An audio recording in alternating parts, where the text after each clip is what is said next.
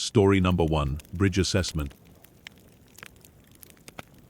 I arrived at the Route 19 bridge over the Gali River on a Tuesday morning in late September to conduct the 10-year structural certification, a routine assignment I had completed 43 times in my career.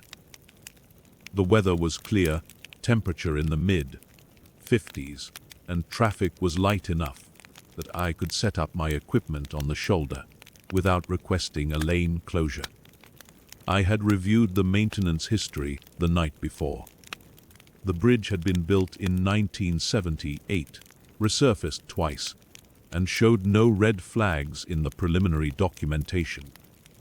The initial visual inspection from the roadbed showed standard wear patterns and minor concrete spalling consistent with age and climate exposure, nothing that would delay certification.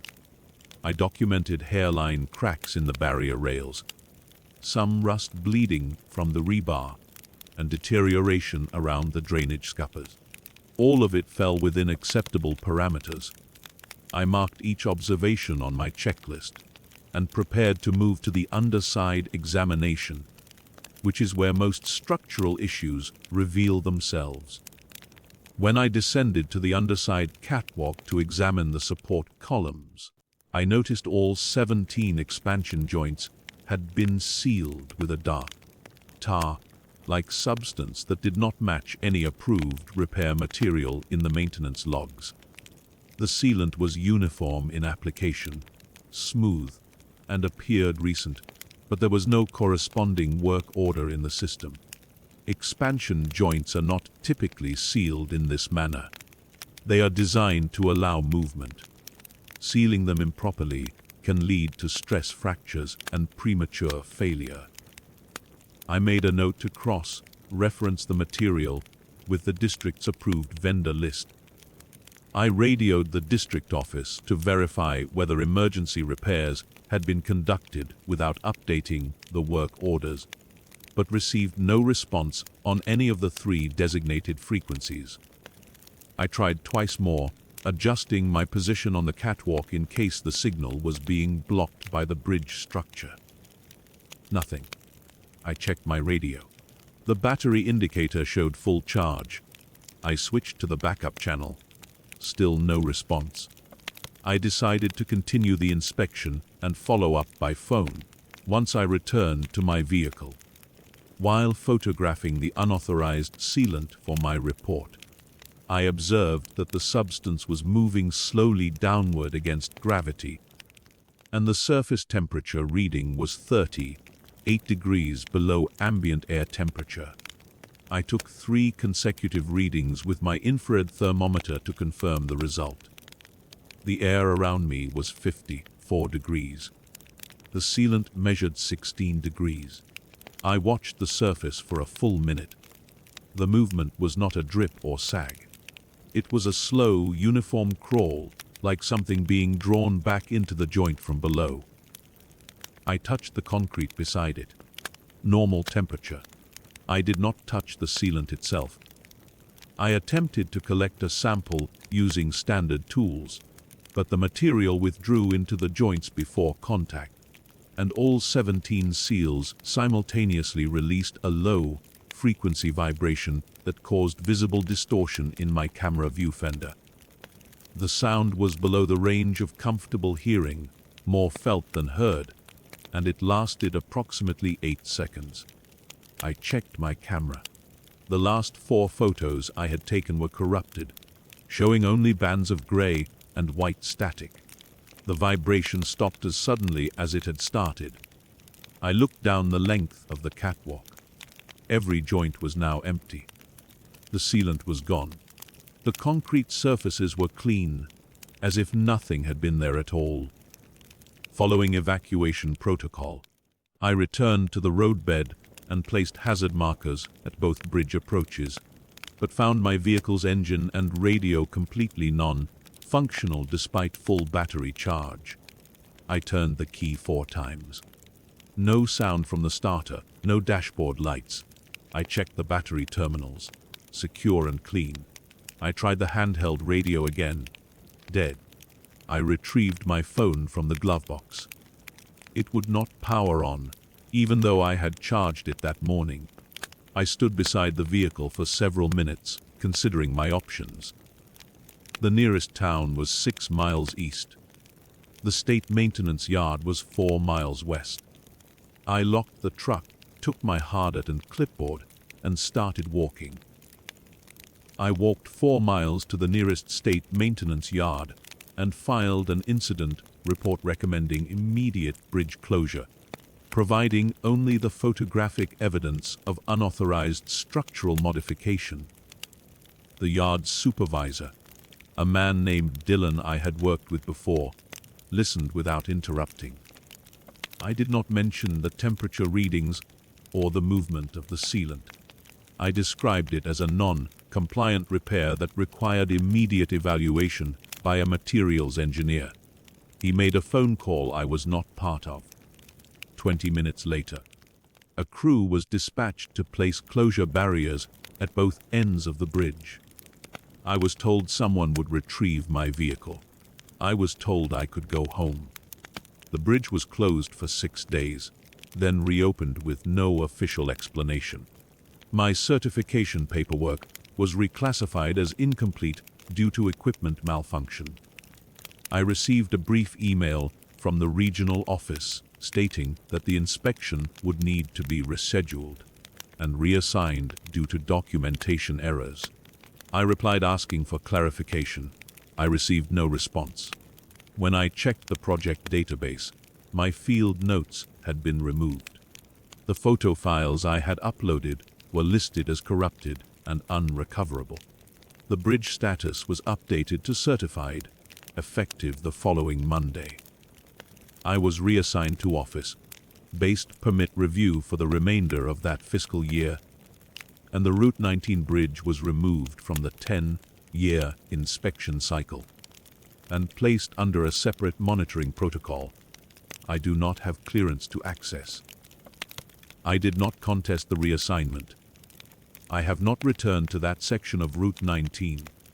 My vehicle was returned to me 3 weeks later with no explanation for the mechanical failure. Everything functioned normally. I continue to work in permit review. The bridge remains open. Story number 2, welfare check. I arrived at the farmhouse on a Tuesday afternoon in late September to conduct a standard quarterly wellness check. The family had been receiving extended assistance for 14 months following a workplace injury that left the father unable to return to his position at the grain processing facility. The case file indicated compliance with all prior check-ins and no red flags in the household assessment scores. The mother answered the door after what I estimated to be a 3-minute delay. She appeared exhausted in a way that went beyond ordinary fatigue. Dark circles under her eyes, hair pulled back but uncombed. She apologized for the wait and said they had been keeping the children inside because of something wrong with the field. I asked her to clarify. She said the smell had been bad for weeks, and they did not want the kids playing out there anymore. I noted the comment in my intake form and proceeded with the standard home assessment. The living room showed signs of prolonged occupancy. Blankets piled on the couch and floor, pillows stacked against the wall. A card table set up with coloring books and juice boxes. I asked where the children slept. She said they had all been sleeping downstairs together. I observed that the case file listed 4 bedrooms upstairs. She nodded and said they were not using those right now. During the kitchen walkthrough, I noticed she repeatedly glanced toward the window above the sink. It faced the back acreage. I looked out and saw the cornfield extending toward a tree line approximately 200 yards distant. The corn had been harvested in most of the visible area, but a section near the center remained standing. I asked if the harvest was complete. She said the landowner had stopped working, that part of the field, and she did not know why. When I informed her that protocol required inspection of all sleeping areas, including the upstairs bedrooms, she became visibly distressed. She said no one had been upstairs in 6 weeks. I asked why. She did not answer. I repeated that the inspection was mandatory for continued assistance eligibility. She stepped aside and told me to do what I needed to do. The staircase was narrow and unlit. I noted muddy footprints on several of the steps leading upward. The prints were recent, soil still damp in the carpet fibers. I also heard movement from the second floor, a scraping sound, rhythmic and deliberate. I called up to announce myself. No response.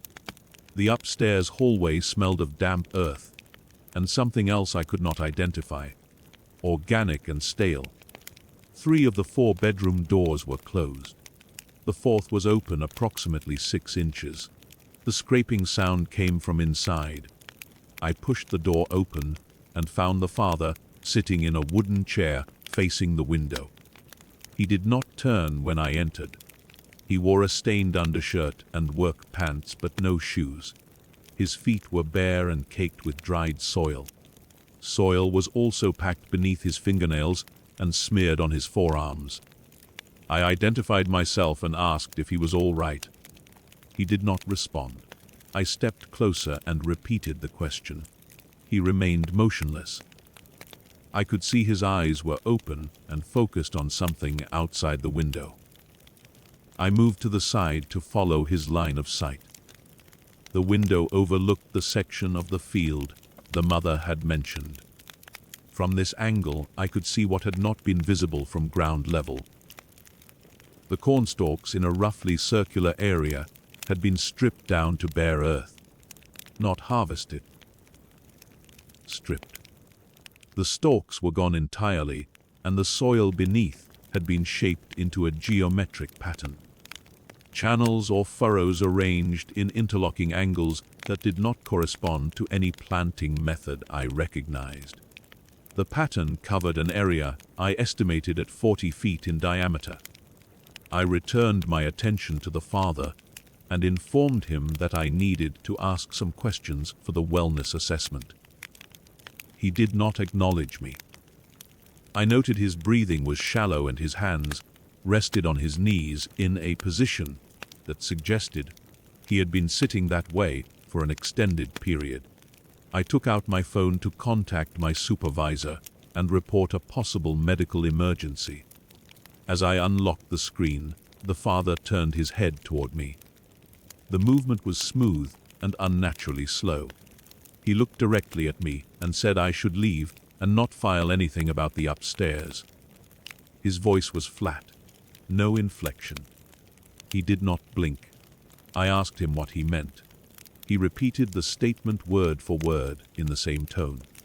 Then he turned back toward the window and resumed his original position. I stepped into the hallway and called my supervisor. I described the father's unresponsive state and the soil on his person. I did not mention the pattern in the field. My supervisor instructed me to contact emergency services and wait with the family until transport arrived. I complied. The paramedics arrived within 20 minutes. The father did not resist when they guided him downstairs. He walked on his own, but did not speak. The mother watched from the kitchen doorway and did not ask where they were taking him. I provided her with the transport information and completed the remainder of the check in process. She signed the forms without reading them. I submitted my report that evening. I included the father's unresponsive state and the unsanitary conditions in the upstairs bedroom. I did not include his statement to me or my observation of the field pattern. The following morning, I received a call from regional administration. A supervisor I had not previously worked with instructed me to amend the report and remove any reference to the upstairs bedroom. She said the family had requested privacy regarding a medical matter. and that our agency was obligated to honor that request within the scope of our mandate. I asked if that was standard procedure. She said it was being handled appropriately and that I should file the amended report by end of business. I amended the report as instructed. 3 days later, I received notification that the case had been transferred to a different caseworker under an administrative reorganization I was not familiar with. I checked the directory and found no listing for the new caseworker's name. I contacted my supervisor to ask about the transfer. She said the decision had come from regional and that I should not follow up on the case further. The family vacated the farmhouse within the month. I learned this from a colleague who mentioned seeing the property listed as unoccupied in an updated assistance database. The listing indicated the family had been relocated under an expedited program I had not encountered in 14 years of service. No forwarding address was provided. The case file was archived with a status code I did not recognize. I have not received any further assignments in that county. Story number 3, Lab Retrieval. I arrived at the Regional Forensics Laboratory in suburban Maryland on a Tuesday morning in late September to process a backlog of tissue samples from recent autopsies. It was standard rotation work for someone with 8 years of service as a pathology technician. The facility handled overflow from 3 counties, and backlogs were common enough that nobody questioned the assignment. The samples were labeled and logged correctly when I checked them in. Specimen 4-7-B came from a 41-year-old male found deceased in his apartment with no signs of trauma. The initial report indicated natural causes, pending toxicology. I began with the standard preparation protocol: sectioning, mounting, staining. Everything proceeded normally until I placed the first slide under the microscope. The cellular structure appeared to shift orientation between slides. I prepared 3 slides from the same tissue block using identical methods. Under magnification, the cells in the first slide showed clear longitudinal alignment. The second slide showed the same cells in transverse section. The third showed something between the two, as if the tissue had rotated during preparation, which should have been impossible given that all 3 came from the same fixed sample. I rechecked the chain of custody documentation. The samples came from a single decedent. The tissue blocks were properly labeled liver, cardiac muscle, renal cortex. But when I examined all 3 under the microscope, they showed 3 entirely different stages of decomposition. The liver tissue appeared fresh, cells intact, minimal autolysis. The cardiac sample showed moderate decomposition, consistent with approximately 72 hours post-mortem.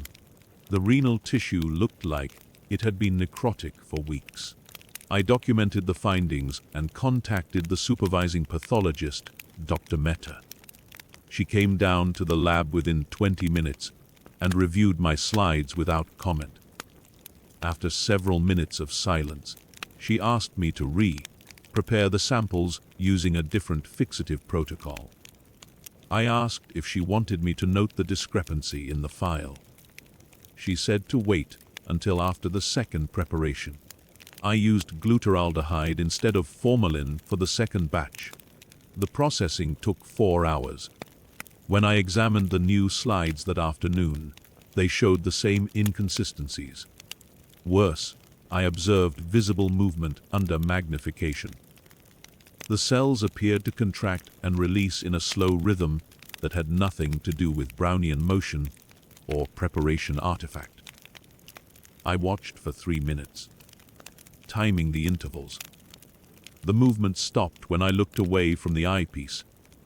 When I looked back, it resumed. I called Dr. Mehta again. This time she came down with another technician I did not recognize, someone from the administrative wing. They reviewed the slides together.